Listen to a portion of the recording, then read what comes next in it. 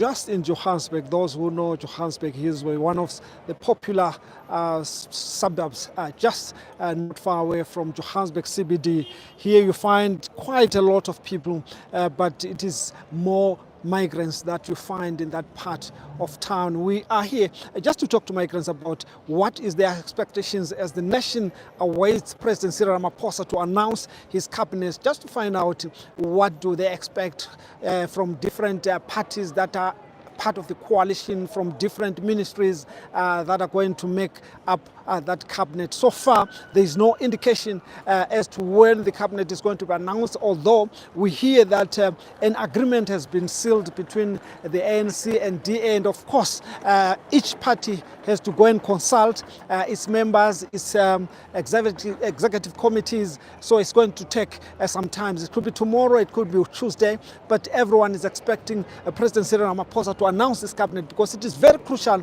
for the cabinet to be in place so that the government can start doing its work of running the country. A lot of ministries are without ministers at the moment, and that's incapacitating the work of the government. Parliament cannot be constituted with the committees or head of committees that are required, because no one knows exactly as to who is going to be the minister and who will be left to get into these committees. But just to give you an insight, I'm going to bring to you one of our senior journalists here, Mxolisi Ncube, just to give us an analysis of what is his take, what is the expectation, and of course, what this cabinet means, not only to South Africa, but also to the international community, because we know South Africa is a key player when it comes to African issues, key leader when it comes to issues that affect the people who live here.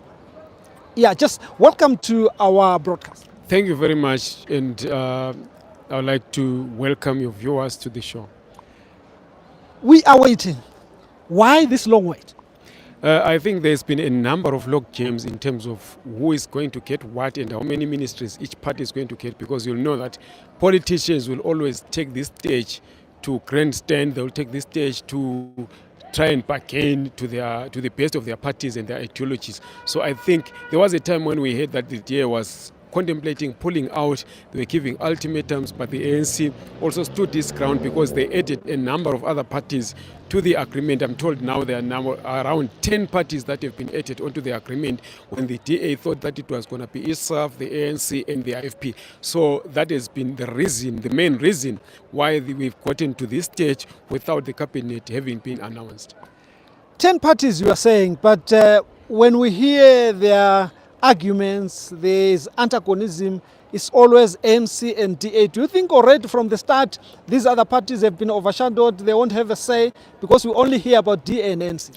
I think so, but at the end of the day we need to remember that the ANC is the biggest political party in South Africa as per the outcome of the elections, and the DA is the second biggest. So they represent together a large number of constituents, that is around 60 or 67% of the voting population in South Africa. So it was expected, but when you look at the policies that they have, the ANC is center left, the DA is center right. So at the end of the day, you get to understand why there are policy differences between the two parties. So it was not going to be a stroll in the park. There was going to be a number of compromises and a number of arguments that were going to be contemplated or maybe encountered along the process. So this is the main reason why we got to where we are right now.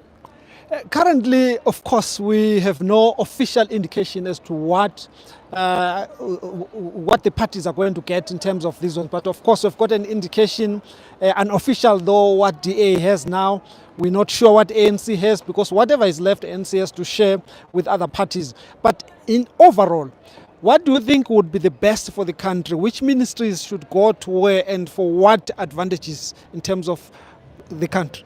I think when we look into the ANC as a former liberation movement, and then we tie in this with a number of former liberation movements that are in Africa, you'll see that its lifespan and the elections in South Africa speak to that the lifespan of a liberation movement or a former liberation movement is marked already. And we see the decline of the ANC. We know a number of corruption cases that have been brought up. We know a number of state capture cases that have been brought up.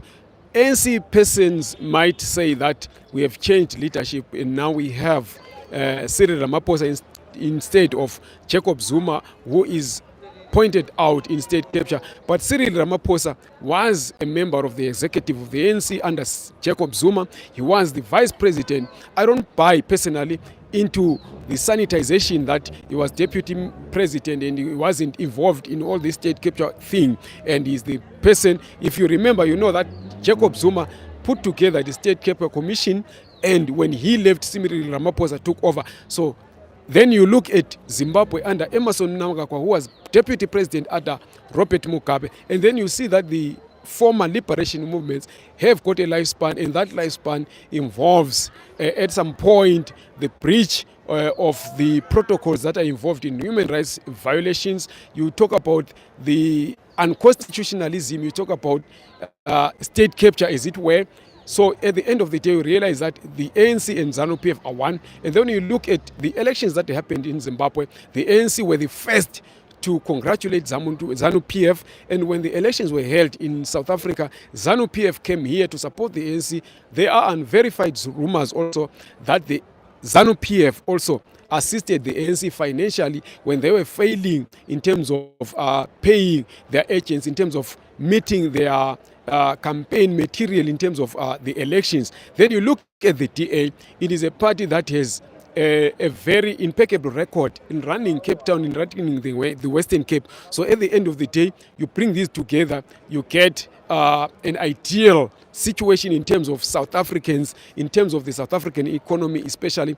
You look at the Ministry of Agriculture, ANC, you know that they've been advocating. They've got a Nasrec resolution that says when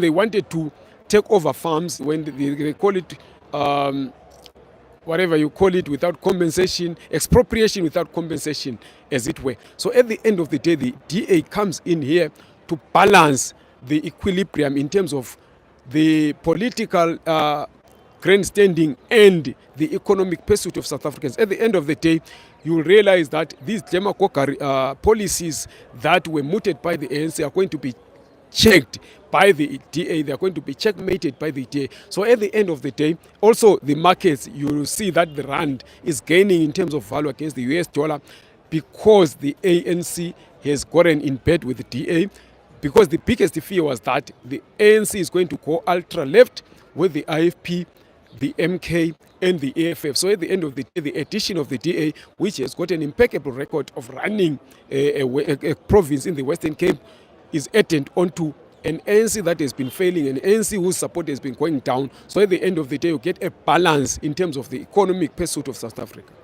Lastly, DA likely to get home affairs. Is that to the advantage or to the disadvantage of immigrants in South Africa? I would say it is more to the advantage or than the disadvantage for migrants. Of course, one minister cannot come up with different policies or with unilateral policies in terms of migration and how it's going to be handled, because he has to take that to cabinet. It has to be taken to parliament at some point. But at the end of the day, we know that the DA has got an alternative policy on migration where they are advocating for amnesty for all migrants that are in South Africa already, while they are also advocating for a serious look into the border system in South Africa to prevent people just coming in without documentation, to prevent people that might be terrorists coming into South Africa for their own nefarious activities. But at the end of the day, they've also, Helen Zille, if you look at an interview that she held just before the GNU was agreed on, or a coalition government as it were, was agreed upon, she also advocated for a stop on the rounding up of migrants and deportation of them, where she said this has been a problem that was building on for quite a long time, and now it cannot be solved on one time. So at the end of the day, I think it's a plus for migrants, it's a positive step for migrants, because the DA has been pro-migrants, and they are, you know that there are cases that are in court already, and at the end of the day, we hope that the DA are going to resolve that particular issue. hoping that the DA will resolve quite a lot of things. These are some of the expectations from the people here. Our senior journalists, them analyzing them for us and giving us an insight as to how far these liberation parties are still having a base and are still strong as far as their systems and their philosophies are concerned. Of course, new parties coming in, as you heard from him, the Democratic Alliance, bringing in some impetus, some new things into that mix, and saying it's likely these are going to result in very positive things or elements for the South African economy, the South African Home Affairs, the South African health, and all those other things. What's your take? What do you think? Please remember to subscribe and share our broadcast, and of course popularize it as we come live to you as to when it matters to do so. Tusukumalo here in Johannesburg. Bye for now.